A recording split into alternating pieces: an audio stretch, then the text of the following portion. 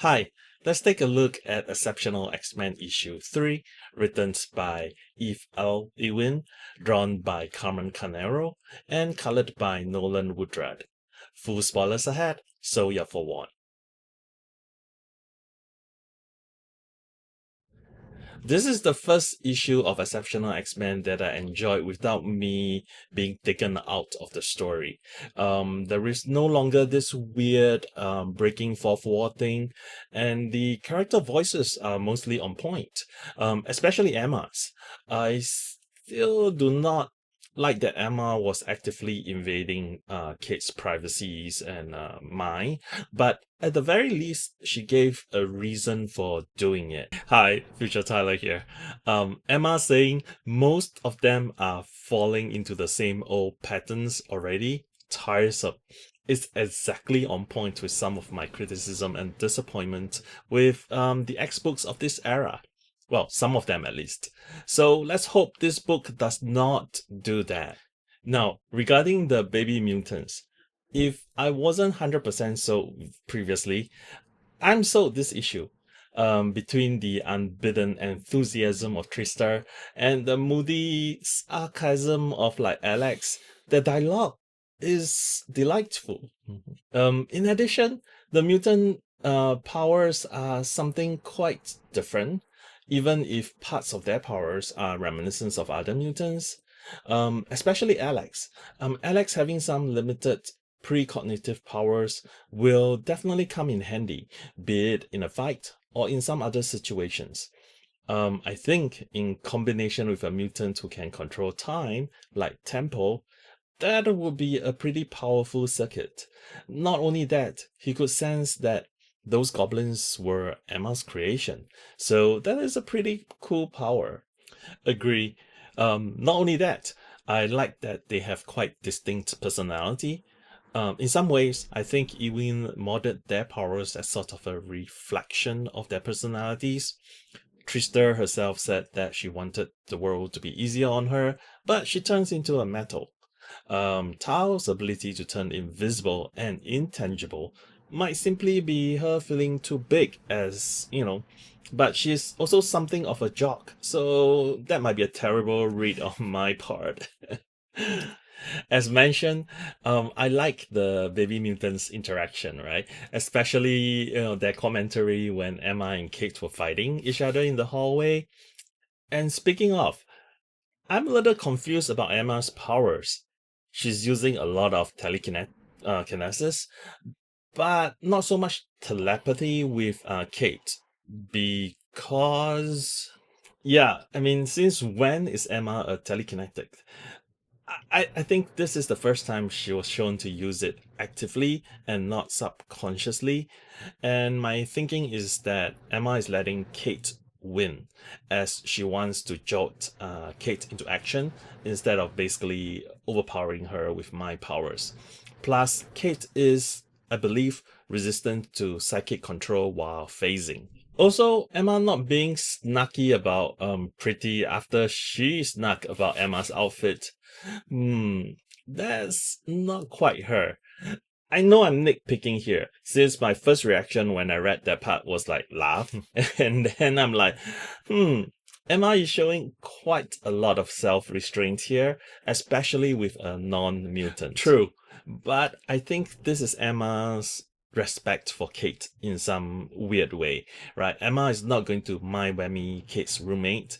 And while I buy the reasons Emma gave for invading Kate's privacy, I still do not think Emma would do that. Anyway, a major reason why I think this issue works for me is the fact that Emma had and will always be there for the children. Her approach may be different from Kate, but they stem from the same place. Yep, the costumes for the baby mutants. Is Emma hiding Jumbo Carnation somewhere? Also, Emma dropping an impromptu danger room session on the kids is so on point, and it shows how unprepared the baby mutants are. But hey, they have to start somewhere. Anyway, Kate being sweet about Colossus is a nice moment. And talking about ex-boyfriends, Iceman shows up at the end, which reminded me. Where is Lockheed?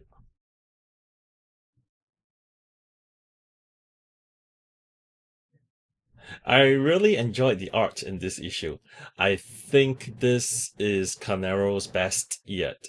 While we do not have a crowd scene in this issue, everything that works in previous issues are present here. One of the main standouts are the expressions on the characters, especially the close-up shots, like when Kate realized Emma was invading her privacy and mind, and the baby mutants when they saw Iceman, as well as the various expressions of Trista. They are all very memorable. Another thing to note is that Tao looks Asian. I really appreciate that. As mentioned in other reviews, when the writer and the artist synergize, it can sometimes be difficult to identify who is responsible for what. For example, I noticed Trista holding and playing with Mikey, Milky, and I thought that's pretty on point.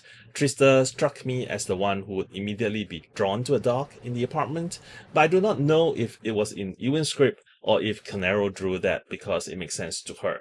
Right? In either case, it is wonderful. To add to that point, the uniform for the baby mutants has a very Hellions vibe. The original Hellions, not the Hellions during Krakoa era. With the color blocks, and I like the stylized X symbol built into the uniform. Again, I'm not sure if Ewing specifies certain vibe or if this is all Carnero's. But in any case, I think they look pretty cool. Sometimes Carnero's framing can be a little bit tricky.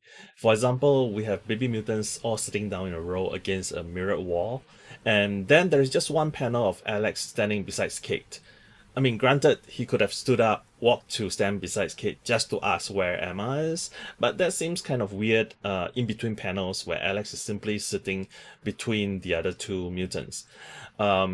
There are some instances where the camera is framed behind the baby mutants, but because they are leaning against the mirrored wall, it appears like they're sitting in the middle of the room. So that took me out a little bit. But sometimes, in a show, you see the drinks in the glass mysteriously get filled up and then disappear because of different takes. I mean, this is what it feels like. And last but not least, the colors. There are some really pretty colors in this issue. Emma's diamond form, chef's kiss. I also like, well, maybe not like, but I find Emma's color to be very shiny, for lack of a better word. I think it has to do with all the highlights on her against the coloring on all the other characters. So, in conclusion, this is a 4 out of 5 for me. It is a fun issue, the voices are mostly on point, and I'm sold on the baby mutants. Agree. Carnero's art also looks the best thus far, despite some odd framing issues. So, this just elevated into a must buy. If you like this video and would like to show us some support, please hit the like and subscribe button. Please share this with your friends and leave us a comment. Thanks. And Tyler out.